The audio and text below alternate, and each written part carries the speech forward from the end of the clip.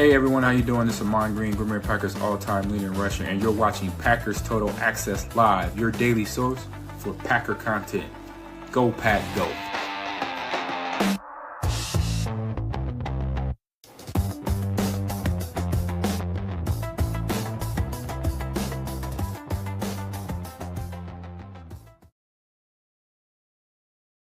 What's up, guys? Welcome into Packers Total Access. My name is Clayton. You can check us out on packernet.com. Find me on Twitter at Packers_access. Here with a little afternoon show for you guys and gals. We got some breaking news as it's coming out of Packers camp here, out of practice, if you will, inside, I believe, the Don Hudson Center. Looks like they're inside today. We've got several Green Bay Packers who are back at practice. Packers getting healthy for this December run. Really excited to talk about all the players that are coming back. And we've got one that was added to the injury report. Well, maybe not added to the injury report, but did not practice.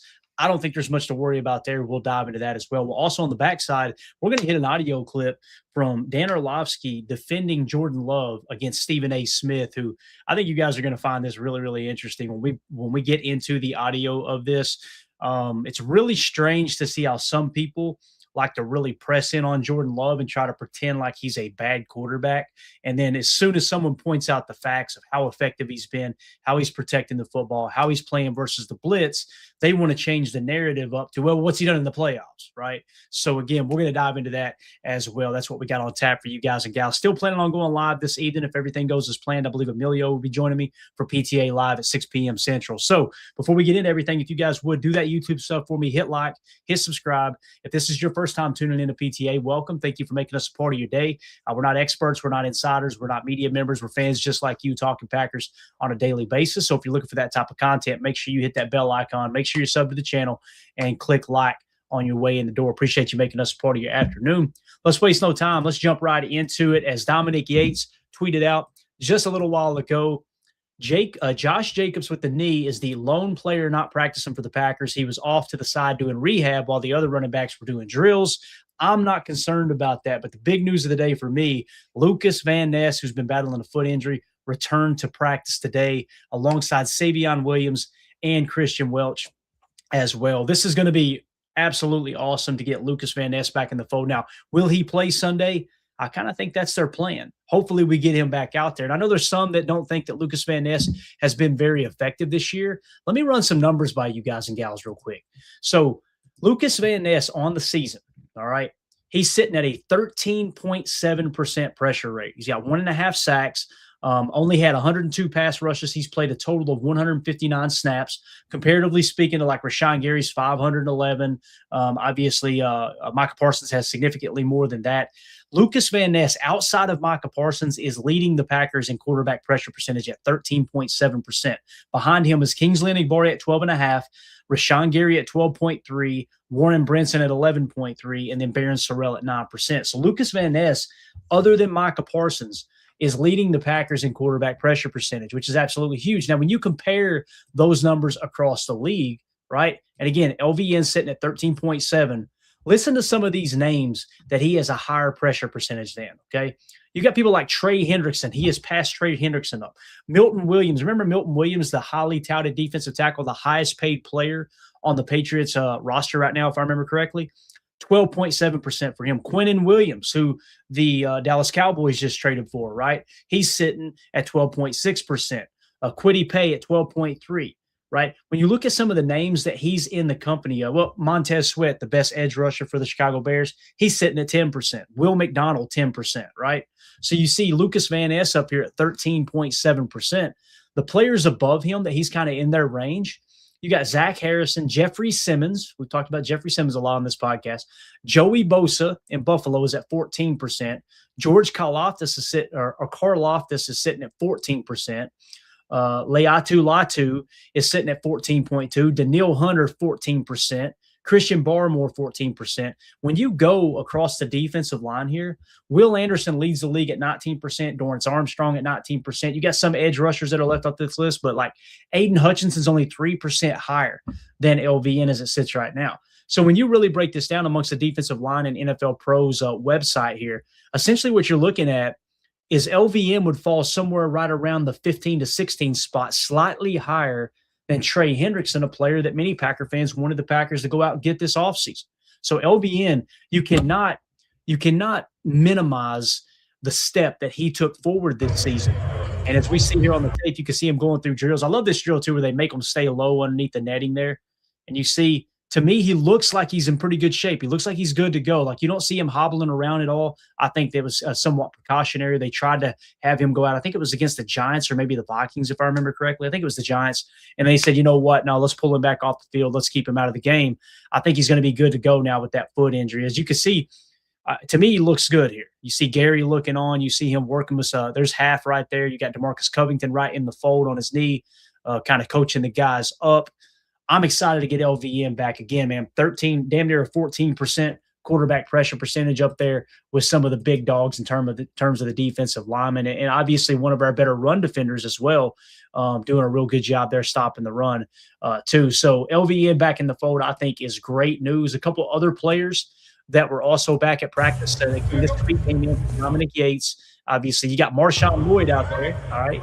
See Marshawn Lloyd back at practice again. That's exciting stuff. Josh Jacobs, I think, will play in Denver, but it would be awesome to get Lloyd back. And you see Lloyd's lateral explosion here as he's doing kind of a juke drill around some of these. I mean, this dude, to me, Marshawn Lloyd, not here. This next guy right here. Watch Lloyd on this drill. The twitch he's got. If he can stay healthy, I'm really excited to get Marshawn Lloyd back on the field. And one that I think is really, really underrated as well is our boy Savion Williams, who's going to be returning to practice. Now, the last time we seen Savion, he was out there making a huge play against New York. I think he played a little bit against the Vikings, but they tried to limit what he did there, just like they did against the Giants. But Savion making that huge third down catch. And again, we talked about it, man. You had those contested catches that were all over the tape in college for Savion Williams. Matter of fact, I think I've got a couple clips here. And again, shout out to Dominic Yates for putting that tweet out there, getting the info out to everybody. Christian Welch also with the concussion. He's back at practice too. So all great news for the Packers with depth. A couple clips here of what we've seen from Savion this season, right? Here he was in the Cleveland game. We talked about on the college tape, you can see him in the backfield. You can see him playing Wildcat quarterback. You can see him lining up in the Z. What you get with Savion is a physical player for a rookie. Watch him coming out of the backfield, bang. I mean, just completely peeling this Cleveland Browns defender's cap right there. I mean, if you were to freeze frame it right where they make contact, look at our boy right here, just exploding through that block.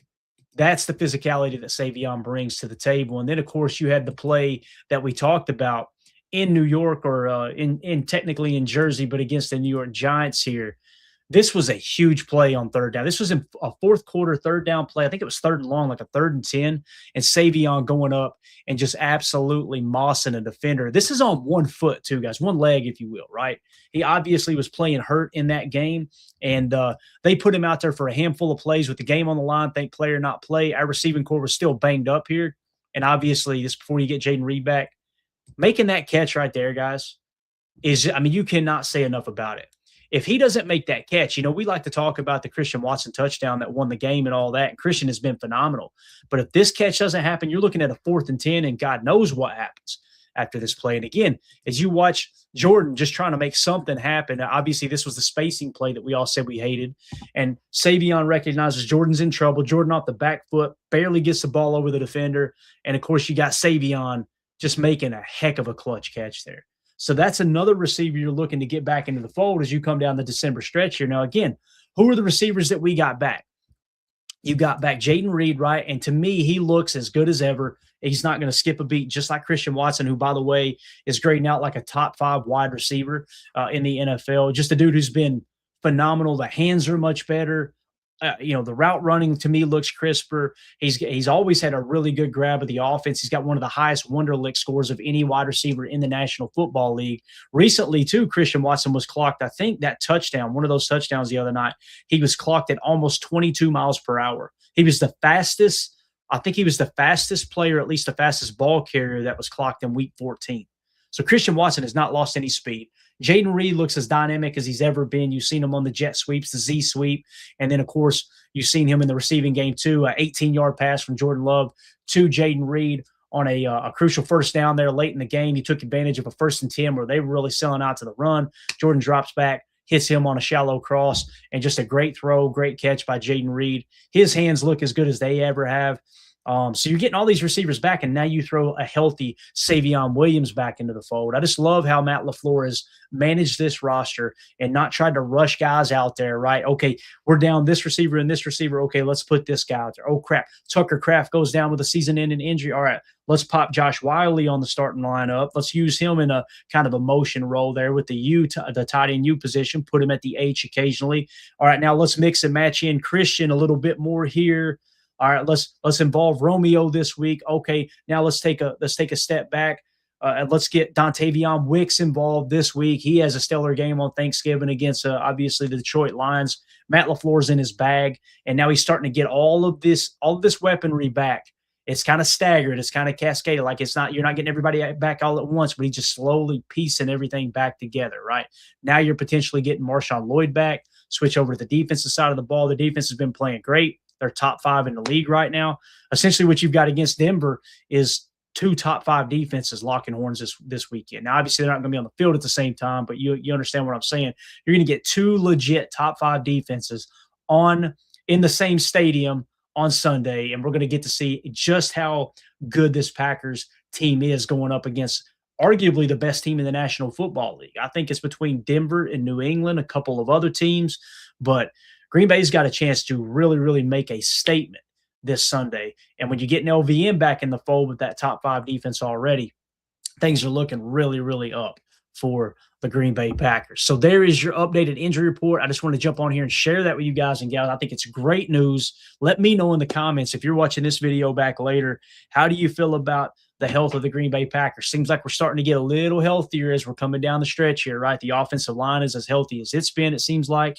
You get a little bit of depth there. You're starting to settle in with Anthony Belton a little bit more. You're using Darian Kennard as a 6th offensive lineman. He's got a report eligible most of the time, but they're just keeping him in the block.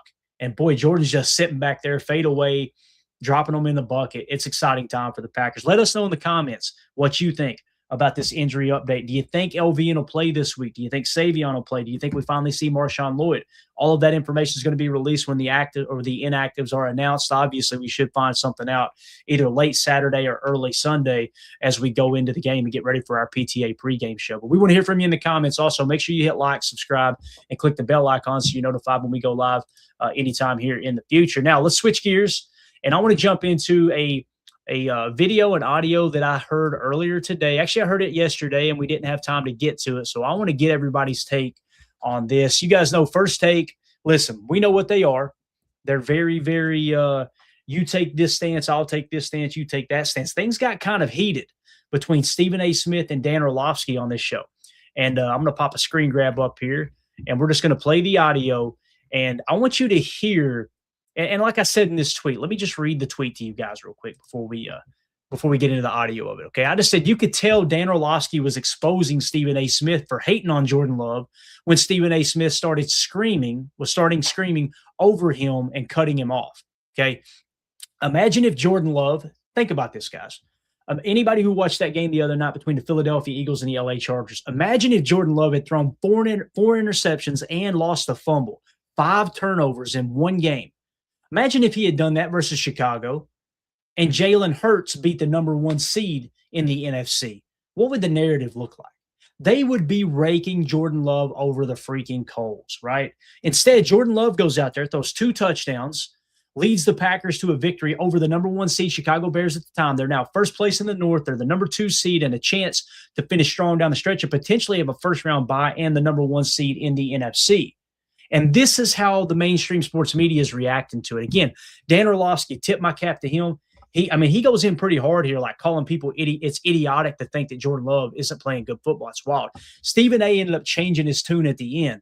But listen how defensive Stephen A. Smith gets. And it's funny how the goalposts move every time it involves a Packer. Now, all of a sudden, Jordan Love's being judged off of only the playoff performances. Not even only the playoff performances, the playoff performance where he threw 3 interceptions. We're going all the way back to the Philly playoff game last year. Now it's like nothing matters right now, right? It damn sure don't matter that he cut apart the Dallas Cowboys in his first playoff game, right? That don't matter now. But anyway, let's go to the clip. I'm going to pause it in between, and I want to get your all's take on what Stephen A. Smith has to say here. And like I said, we get a little Cam Newton in here too, which is hilarious. We got some stats that kind of proves Cam Newton wrong and some of his stances here as well. But here we go. Let's start the clip. What you doing? How that make any damn sense to you? Overall, we get to count the totality of the game. That makes no sense. That argument makes no sense. It literally makes whatsoever. sense. They ran the ball down San Francisco's throat. Number three.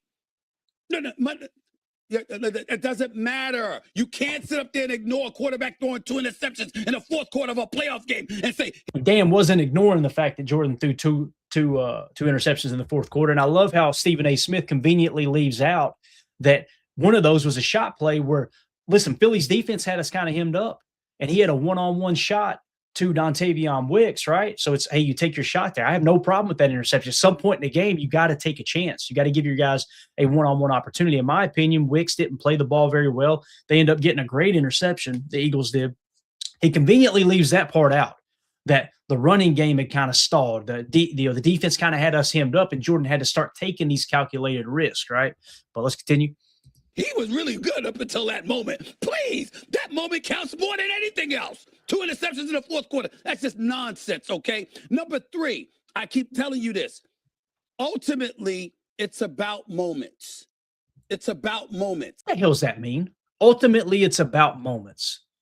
What it tells me is when I'm eating my quesadillas in and out of the room and talking to the friends that I've got over for our football party, right? And I need to know I need to have a moment where I go, this guy was excellent here. You're not even charting the game. You're not even looking at the down and distance. You're not looking at how effective the running game is. You're not looking at how their defense changed things up completely from the first half to the second half and the adjustments that have to be made on all. You're not looking at none of that. It's about moments. That's such a weird stance. And all I'm saying about Jordan Love is what really, really counts is what he's going to do in January, because we know how skilled he is. It's about what you do when it really, really counts.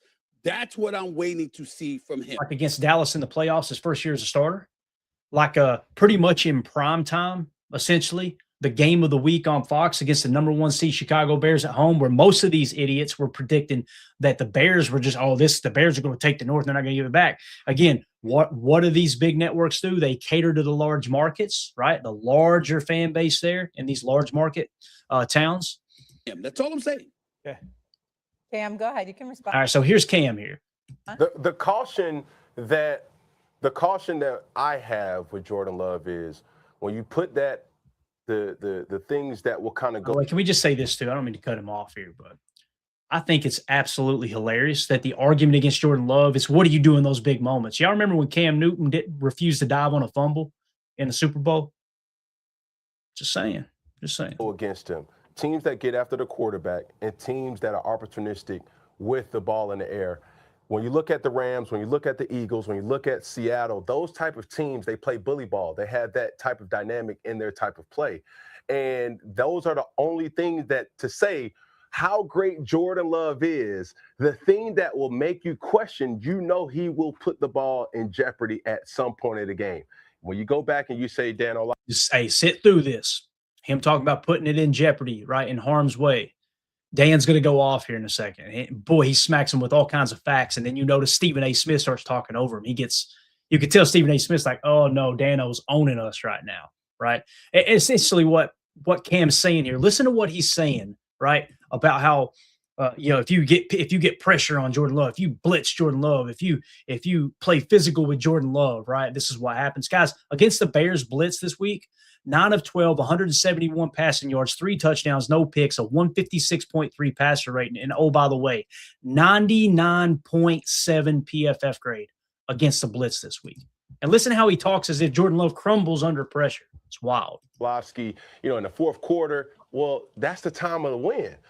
Especially in the playoffs, the second half alone is the determining factor whether we win or we lose. We can have a great first half, but if we don't perform in the second half, then that will be, something that will impact the game, no doubt about it. Yeah, Here we go. Listen to Dano. Just listen to the facts he brings. this is my problem, Cam. Everyone talks about Jordan Love incorrectly. You say put the ball in harm's way. He's thrown 1 pick since October. He's thrown 1 pick. He's got 4 interceptions on the year. 4 interceptions on the season. Jalen Hurts just threw 4 interceptions in 1 game.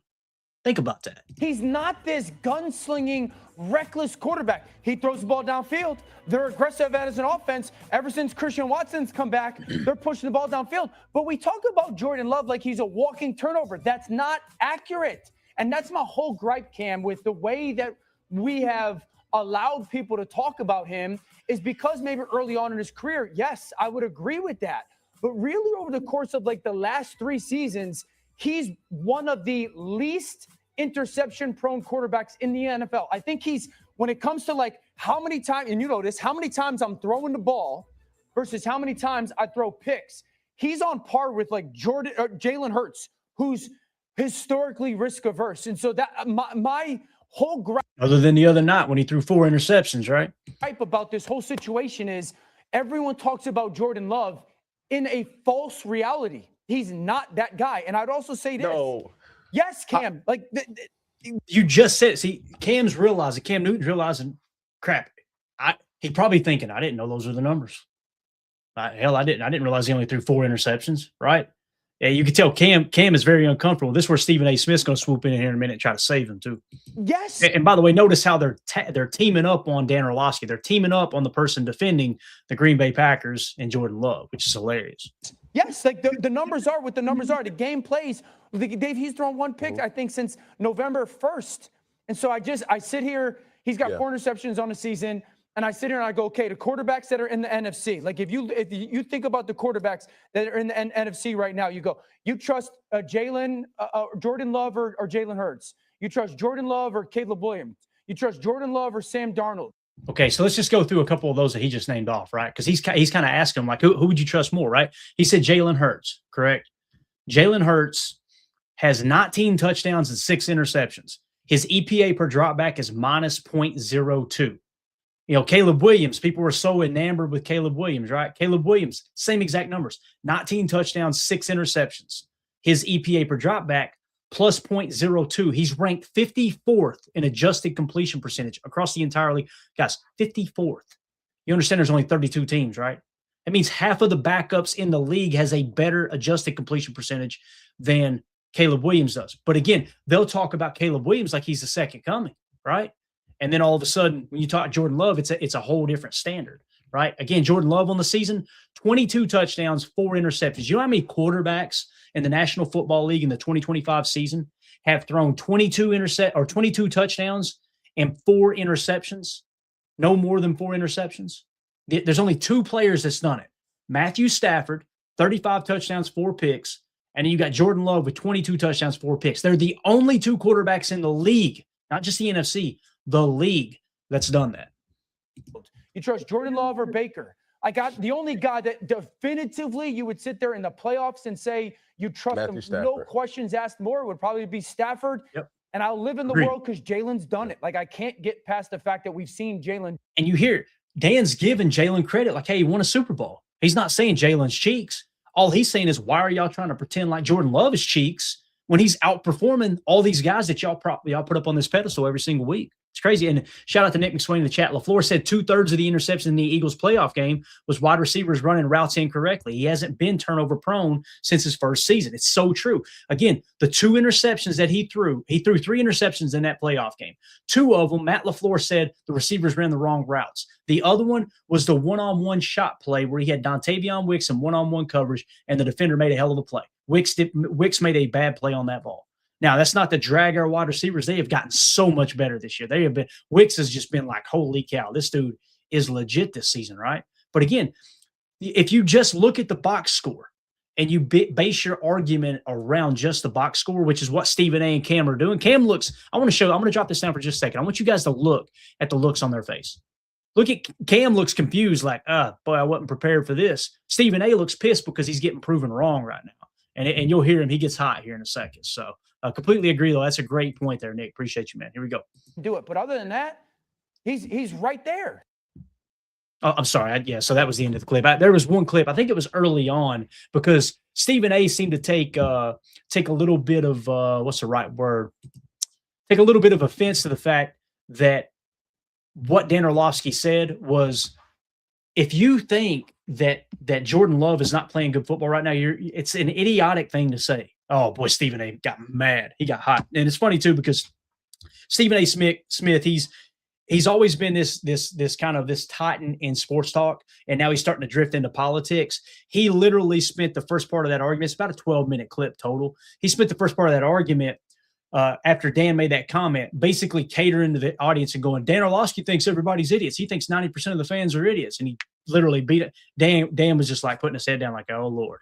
And then at the end, Stephen A. Smith buttons it up like Jordan Love's a great quarter and just bring it right back around. It was unbelievable. It was wild. So anyway, that's the type of stuff that's going on with, all I hear is but from the love hate, which Clay is pointing out very well. It's the point is Jordan Love is playing like a top 5, top 3 quarterback, right? Top 5, definitely, possibly top 3. Some would say he's playing better than everyone who's not named Matthew Stafford. Matthew Stafford's playing outside of his mind. And again, who does he have? And I love having these conversations. I love going, okay, which receiver would you rather have on your team? And this isn't a dig at our receivers. This is just facts. Would you rather have Puka? You could trade them 1 for 1, forget the money, forget everything. You can have one of these 2 receivers. Which one are you picking? You picking Puka Nacua, or are you picking Christian Watson? I love Christian Watson. I think Christian Watson's ceiling is through the roof. Christian Watson's not Puka Nacua's level right now. He's just not. Would you take Jaden Reed over Puka Nacua? No, you would not, right? Would you take Dontavion Wicks, like I'm talking number 2, number 3 receivers, because that's essentially what Devontae Adams is with the LA Rams right now. Would you take Dontavion Wicks over to Devontae Adams? One play, one game, whatever you want to break it down to? No, you wouldn't. Nobody would, right? Would you take Romeo Doubs over Tay Adams? No, you wouldn't. So again, this idea that you could just kind of make this argument that it's all Jordan Love. Jordan Love is cheeks in the playoff. We just told you all the numbers. We broke everything down specifically. Again, I think it has more to do with the mainstream media. They want to make sure they beat down little Green Bay and make sure they're propping up these Chicago franchises, these Philadelphia franchises, these New York franchises. They want these franchises to be at the top because that's where the large majority of their media market is. Period. Case closed. That's what I see anyway. So it's really, really interesting to see how everyone kind of adjusts their stance as you get later into the season. The beautiful thing is we get to finish this thing out, baby. That's what I love about the Caleb Williams conversation. We said it going into Chicago week. All right, you guys might be right. Caleb might be a better quarterback than Jordan Love, which I know it's hard to believe, but there were Bears fans, many, many Bears fans saying that Caleb Williams was a better quarterback than Jordan Love. And I love the way we approach it was we get to find out Sunday, don't we? We get to find out what happened on Sunday. You had your boy Caleb Williams in the first half. His completion percentage was in the 40s, 40 percentile. And you had Jordan Love, outside of the one interception that he threw, you had him cutting the defense up. Last week, he was the NFC Player of the Week, right? The beautiful thing is we get to go down this stretch, right? We get to see, this argument happened, I believe, before Jalen Hurts threw those 4 interceptions. I would love to hear this conversation be had again, trying to pretend like Jordan Love is just a horrible quarterback and Jalen Hurts is one of these dominant quarterbacks in the league. Jalen Hurts has been a very good quarterback, good enough to lead a dominant run game and a really good defense last year to the Super Bowl. And I'm in no way, shape, or form trying to beat down Jalen Hurts. All I'm saying is, how in the hell does a quarterback turn the ball over 5 times in a primetime matchup where your playoff hopes are on the line every single week, and you just go, nah, no big deal. Jordan Love throws 1 interception in the first quarter against the Bears and is dominant every other snap after that, to the tune of 9 of 12, 171 passing yards, 3 touchdowns, no picks, and a 156.3 passer rating when the other team says we got to get pressure on him. And Cam Newton's whole argument is, well, when teams get pressure on Jordan, that's when he falls apart. It's like there's no statistical basis for your argument. There's no foundation that's built on facts in that argument. The reality is Jordan Love could fall flat on his face for the rest of the season. He could be one of the worst quarterbacks the rest of the year. That could happen. That's a possibility. Very, very, very small possibility. And if it did, we'd be in here going, man, he's just not playing good enough. That's bad, right? I mean, that we would be talking about that. And we'll be pointing out the other things that go into those effects as well. But boy, oh boy, when he's dominant, when he lights it up like he did the back half of 2023, right? When he lights it up the way he is right now, 22 touchdowns, 4 interceptions. Are you kidding me?